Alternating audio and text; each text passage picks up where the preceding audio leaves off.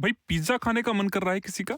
नहीं, मैं किसी को पिज्जा नहीं खिला रहा, लेकिन जब आपने पिज्जा शब्द सुना तब आपके दिमाग में जो नाम सामने आया होगा, एक तो होगा डोमिनोज और दूसरा होगा पिज्जा हट। लेकिन आप में से कुछ लोगों के दिमाग में एक नाम और आया होगा, वो है लापिनो। भाई बहुत से लोग कहेंगे भाई मैंने तो नाम भी नहीं सुना। तो जी जिसने नाम सुना है और जिसने नहीं सुना है, इस वीडियो के बाद आपको ये नाम याद रहेगा जब मैं आपको बताऊंगा कि लापिनोज पिज्जा की दुनिया का कितना बड़ा नाम बनता जा रहा है। भाई 1000 करोड़ की कंपनी, 600 से ज्यादा आउटलेट। कंपनी कहाँ की है जी? अपने भारत की। तो जी एक IT कंपनी HCL में जॉब करने वाला लड़का सनम कपूर अपनी वेल सेटल्ड जॉब छोड़कर अपना बिजनेस करने की सोचता है। जैसे हर नौकरी करने वाला बंदा सोचता है कि यार अपना ही काम करेंगे कोई, और यही सोचते सोचते वो अपनी पूरी जिंदगी निकाल देता है और लास्ट तक नौकरी ही करता रह जाता है। लेकिन सनम कपूर जी बस सोचते ही नहीं रह गए, इन्होंने हिम्मत दिखाई और एक्शन लिया। तो इन्होंने चंडीगढ़ के सेक्टर 9 की मार्केट में एक 120 स्क्वायर फीट की दुकान में अपना पहला पिज्जा स्टोर खोला और उसका नाम रखा पिनोकियो पिज्जा। तो फूड इंडस्ट्री में बिना किसी एक्सपीरियंस के और बिना किसी नॉलेज के काम शुरू कर देना भाई बहुत बड़ा रिस्क है, और वो भी तब जब पूरे मार्केट का 54% शेयर डोमिनोज पहले ही लेके बैठा हो और बाकी का पिज्जा हट और पापा जॉन्स जैसी विदेशी कंपनीज के पास हो। और डोमिनोज मार्केट का लीडर होते हुए भी जिस स्पीड से ग्रो कर रहा था, आप इससे अंदाजा लगा लो 2010 में डोमिनोज ने 60 स्टोर्स खोले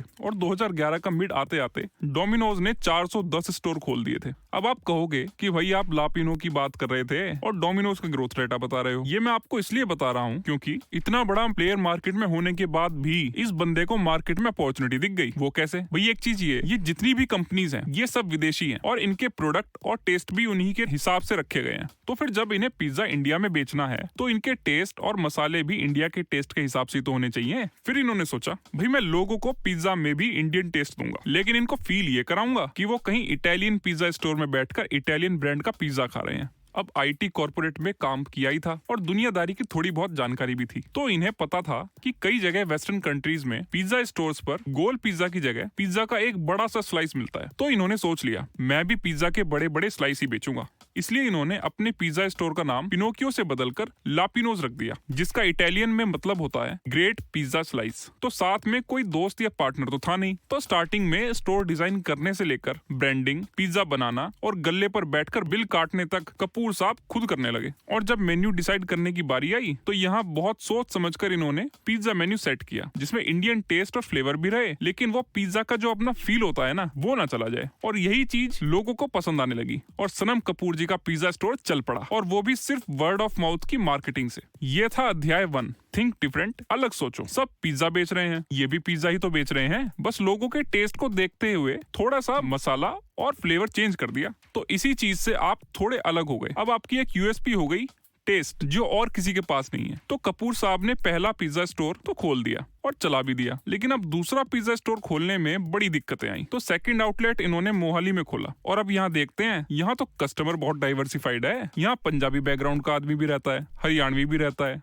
राजस्थानी भी रहता है। भाई पहले वाला स्टोर मेन्यू वहाँ के लोगों के हिसाब से सेट किया था, और अब यहाँ पे क्या करें? तो इन्होंने कस्टमर से फीडबैक लेकर अपने मेन्यू में और नए आइटम सेट कर दिए। पहले तो ये सिर्फ बड़ा जेंट पिज्जा स्लाइस ही ऑफर करते थे, लेकिन इन्हें बहुत जल्दी रियलाइज हो गया कि भाई अगर मार्केट में रहना है तो कस्टमर की प्रेफरेंसेस को ध्यान में रखना ही पड़ेगा। इसलिए बाद में ये small, medium, large, round pizza भी कस्टमर्स को ऑफर करने लगे। बिजनेस अध्याय 2, आप वो मत बेचो जो आप बेचना चाहते हो, आप वो बेचो जो कस्टमर खरीदना चाहता है। भैया पहले तिकोना पिज्जा बना रहे थे, कस्टमर गोल पिज्जा मांग रहा है, तो उसी पिज्जा को गोल बना के दे दो। भैया कस्टमर भगवान है और अंत में भगवान प्रसन्न होने चाहिए। तो अब इनके पहले 2 आउटलेट चल पड़े थे, तो 2013 से इन्होंने फ्रेंचाइजी देना स्टार्ट किया बिजनेस को एक्सपेंड करने के लिए। बिजनेस अध्याय 3, best way to scalability and growth is franchisee. वही आदमी दूर तक मस्त होकर चल सकता है जिसके कंधे पर बहुत कम वजन हो। वो बिजनेस सुखी रह के लंबा चल सकता है जिसके अपने फिक्स्ड खर्चे कम से कम हो।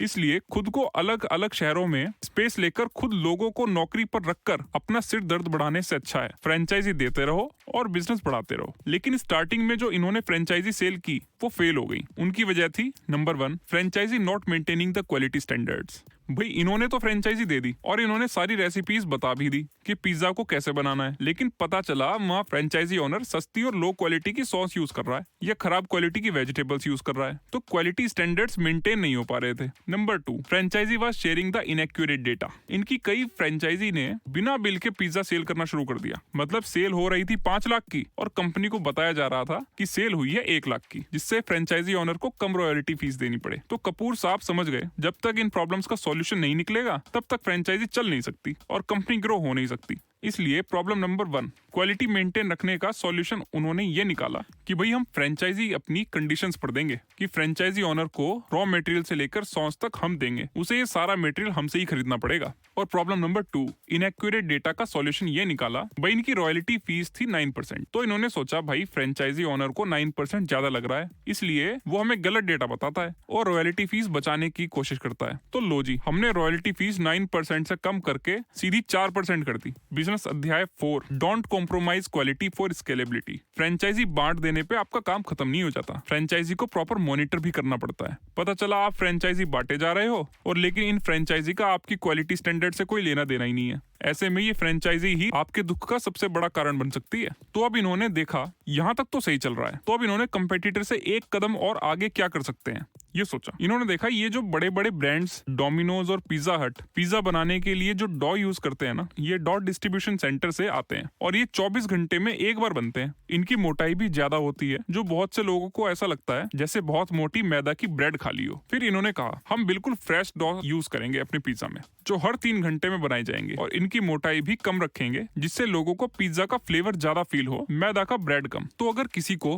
फ्रेंचाइजी मॉडल के बारे में कंफ्यूजन है तो मैं थोड़ा सा बता देता हूँ। 4 तरह के फ्रेंचाइजी मॉडल होते हैं। COCO, company owned company operated. COFO, company owned franchisee operated. FOCO, franchisee owned company operated. FOFO, franchisee owned franchisee operated. तो इनका फ्रेंचाइजी मॉडल फोफो है, फ्रेंचाइजी ओन्ड फ्रेंचाइजी ऑपरेटेड। इसमें जो पिज्जा स्टोर है मतलब प्रॉपर्टी, वो भी फ्रेंचाइजी ओनर की है, उसे ऑपरेट भी फ्रेंचाइजी ओनर ही करता है। मतलब उसमें एम्प्लॉयज की सैलरी से लेकर सब कुछ फ्रेंचाइजी ओनर की ही रेस्पॉन्सिबिलिटी होती है। क्योंकि फ्रेंचाइजी ओनर कंपनी का नाम और ब्रांड यूज करता है, इसके लिए उसे कंपनी को एक फ्रेंचाइजी फीस और एक रॉयल्टी फीस देनी पड़ती है। तो फ्रेंचाइजी की प्रॉब्लम सॉल्व करने के बाद जहां 2013 में इनका सिर्फ एक आउटलेट था, फिर 2015 तक इन्होंने 50 आउटलेट खोल दिए, फिर 2017 तक इन्होंने 100 आउटलेट खोल दिए, फिर 2019 में 200 खोल दिए और 2021 तक इन्होंने 300 आउटलेट खोल दिए। अभी रुक जाओ जनाब, अभी ब्रेक नहीं लगे। फिर 2022 में इन्होंने इंडिया से बाहर भी अपने आउटलेट खोल दिए और 2023 तक इन्होंने अपने आउटलेट की संख्या 600 क्रॉस कर दी। तो ये जो सेक्टर है ना, या ये मार्केट है, इसे QSR मार्केट बोलते हैं। QSR,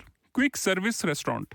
तो अब आप सोच रहे होंगे कि भैया इस QSR सेक्टर में तो बहुत पैसा है। तो भाई साहब जरा रुक जाओ। 2016 तक के डेटा के अकॉर्डिंग KFC के आउटलेट इंडिया में 2014 में थे 395, जो 2016 में रह गए 315। बरिस्ता के जितने आउटलेट 2011 में थे, उनमें से 35 आउटलेट बंद हो गए 2016 तक। ईगल बॉयज पिज्जा, एक ऑस्ट्रेलियन ब्रांड, उसने प्लान किया था 2015 तक वो अपने 350 आउटलेट खोल देंगे, लेकिन 2017 तक उनका केवल एक ही आउटलेट रह गया, वो भी पुणे में। इंडिया में जितने QSR क्विक सर्विस रेस्टोरेंट चल रहे हैं ना, उनमें से आधे लॉस में चल रहे हैं। केवल 22% QSR ही हैं जिनके मार्जिन 10% से ऊपर है। अब आप कहोगे जी ऐसा क्यों?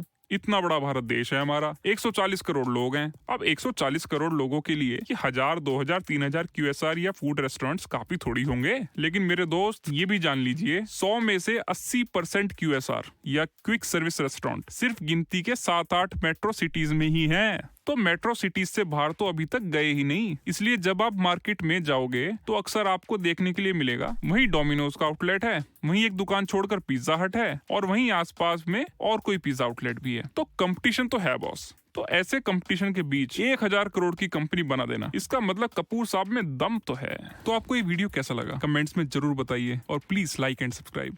Look over.